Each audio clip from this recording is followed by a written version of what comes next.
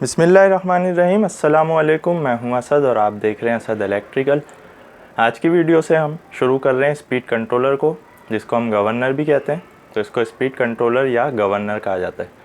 जैसा कि हम बता चुके हैं कि कोई भी इलेक्ट्रिकल की डिवाइस होती है, उसको ऑपरेट होने के लिए कोई ना कोई इनपुट चाहिए होती है। उसके बेहाफ पर वो अपनी आउटपुट प्रोवाइड करता है, जैसा कि हमने ECM वाली वीडियो में बताया था और AVR की वीडियो में भी हमने इस पर डिस्कस किया था। तो स्पीड कंट्रोलर की भी बेसिक यही है कि उसको कोई ना कोई इनपुट चाहिए, उसके बाद वो आउटपुट देगा। तो स्पीड कंट्रोलर्स जो हमारे पास मोस्टली यूज़ किए जाते हैं जनरेटर्स में, वो वुडवर्ड के होते हैं। तो आगे चल के हम वुडवर्ड के स्पेसिफिक मॉड्यूल जैसे 2301, आइसोक्रोनस और इस तरह के जो एक दो कॉमन वुडवर्ड के गवर्नर्स हैं, हम उनकी डिटेल पे बात करेंगे, उनके कनेक्शंस वगैरह, उनकी एडजस्टमेंट्स क्या क्या होती हैं। आज की वीडियो सिर्फ हम बेसिक ओवरव्यू पे बात कर रहे हैं कि स्पीड कंट्रोलर या गवर्नर की बेसिक क्या होती है। तो जैसा कि आप देख सकते हैं कि हमने दिखाया हुआ है कि इसको एक तरफ से इनपुट मिल रही है तो दूसरी तरफ से ये आउटपुट दे रहा है। तो इनपुट पे पहले बात कर लेते हैं कि किसी भी स्पीड कंट्रोलर को मिलने वाली इनपुट में क्या क्या चीज़ें शामिल हैं। तो इनपुट पे हम बात कर रहे हैं तो सबसे पहले तो सप्लाई वोल्टेज, या जिसको हम ऑपरेटिंग वोल्टेज भी कह सकते हैं, जिससे हमारा जो गवर्नर या स्पीड कंट्रोलर है वो ऑपरेट होना है, उसको हम सप्लाई वोल्टेज कह रहे हैं, जो कि 12 या 24 वोल्ट DC होगा, सेम लाइक ECM। जिस तरह उसको ऑपरेट होने के लिए अपनी सप्लाई चाहिए होती है, तो ये जनरेटर में, इंजन में लगी हुई बैटरी से हम इसको सप्लाई प्रोवाइड कर देते हैं। उसके बाद जो इसको मेन इनपुट चाहिए वो MPU यानी कि स्पीड सेंसर से मिलने वाली इनपुट है। जैसा कि हम बता चुके हैं कि जब भी हम इंजन को क्रैंक करवाते हैं तो उसमें गवर्नर का या ECM का कोई रोल नहीं होता। क्रैंकिंग के दौरान बैटरी और स्टार्टिंग मोटर्स का रोल होता है, जिसकी वजह से इंजन क्रैंक होना शुरू हो जाता है। तो जब भी इंजन क्रैंक होता है तो हमारा MPU जो है कुछ ना कुछ वोल्टेज प्रोड्यूस करता है, जैसा कि हमने स्पीड सेंसर और MPU की वीडियो में बताया डिटेल से।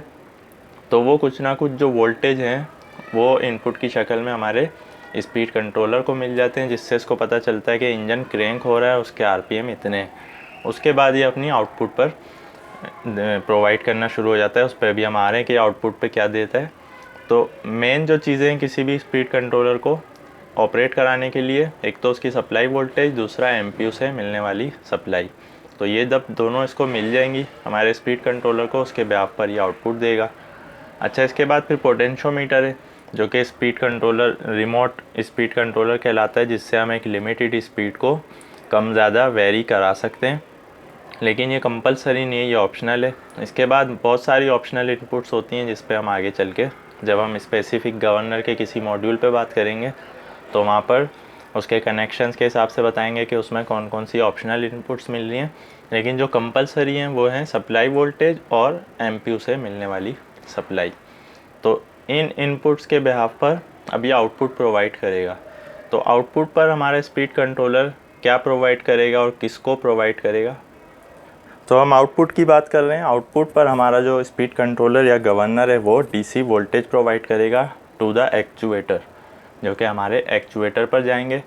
अच्छा, एक्चुएटर को मिलने वाले DC वोल्टेज जो हमारे स्पीड कंट्रोलर से आ रहे हैं, ये किस पर डिपेंड कर रहे हैं? डिपेंड्स ऑन MPU इनपुट, यानी कि जो MPU की इनपुट इसको मिल रही है उसके बिहाफ पर ये आउटपुट प्रोवाइड कर रहा है हमारे एक्चुएटर को। तो ये बेसिक फिनोमिना है हमारे स्पीड कंट्रोलर का। अब एक्चुएटर क्या होता है इसकी डिटेल में हम इंशाल्लाह आगे बात करेंगे, और इसको मिलने वाले वोल्टेज कहाँ से कहाँ तक उसकी रेंज है, मिनिमम मैक्सिमम, और इसी तरह MPU पे तो हम बात कर चुके हैं। लेकिन अब हम नेक्स्ट वीडियो में वुडवर्ड के कॉमन यूज़ होने वाले स्पीड कंट्रोलर, जिसको हम आइसोक्रोनस गवर्नर भी कहते हैं, उस पर बात करेंगे। वो एक छोटा सा गवर्नर है जिसमें टोटल 10 या 12 टर्मिनल्स होते हैं। उसके कनेक्शंस पे बात करेंगे, उसकी ड्राइंग के हिसाब से। तो उस पर आपको मज़ीद जो है कॉन्सेप्ट क्लियर हो जाएगा स्पीड कंट्रोलर के काम करने का। उसके बाद हम वुडवर्ड के ही गवर्नर 2301 और 2301A वगैरह पे आगे चल के बात करेंगे, उसमें कौन कौन से एडजस्टमेंट्स होती हैं। तो ये जो एक्चुएटर का वर्ड है ये आपको जहन में रखना है कि जो हमारा ECM वाला इंजन होता है उसमें एक्चुएटर नहीं होता। जैसा कि हमने बताया था कि उसमें हमारे EUI होते हैं, यानी कि इलेक्ट्रॉनिक यूनिट इंजेक्टर्स होते हैं। तो उसके जो सोलेनाइड्स हैं वो बेसिकली एक्चुएटर का ही काम कर रहे होते हैं। जो हमारे EUI नहीं होते बल्कि MUI टाइप इंजन होते हैं, मैकेनिकल यूनिट इंजेक्टर्स जिसमें यूज़ होते हैं, जहाँ पर हमारा ECM नहीं होता, वहाँ पर हम स्पीड कंट्रोलर यूज़ करते हैं। तो वहाँ पर हमारे पास एक्चुएटर यूज़ होता है जो कि फ्यूल को कंट्रोल करता है। तो एक्चुएटर को कंट्रोल करने के लिए हमें गवर्नर या स्पीड कंट्रोलर चाहिए होता है, और इसको सप्लाई प्रोवाइड करने के लिए हमें अपने एक्चुएटर को डीसी सप्लाई देनी होती है ताकि वो ऑपरेट हो सके। दूसरा, इसको एमपीयू से सिग्नल देना होता है ताकि उसके बेहाफ पर ये एक्चुएटर को कंट्रोल करवा सके डीसी आउटपुट के ज़रिए। फिर इसको पोटेंशियोमीटर और दूसरी ऑप्शनल इनपुट्स दी जाती हैं, उससे इसका रिस्पांस मज़ीद अच्छा हो जाता है। तो आज की वीडियो हमारी बेसिक ओवरव्यू था स्पीड कंट्रोलर के ऊपर। इंशाल्लाह नेक्स्ट वीडियो में हम आइसोक्रोनस गवर्नर पे बात करेंगे। आज की वीडियो के हवाले से कोई भी आपका क्वेश्चन है आप कमेंट्स में ज़रूर पूछें। वीडियो पसंद आने की सूरत में लाइक करें। आज के लिए इतना ही, नेक्स्ट वीडियो तक के लिए इजाज़त दीजिए। अल्लाह हाफ़िज़।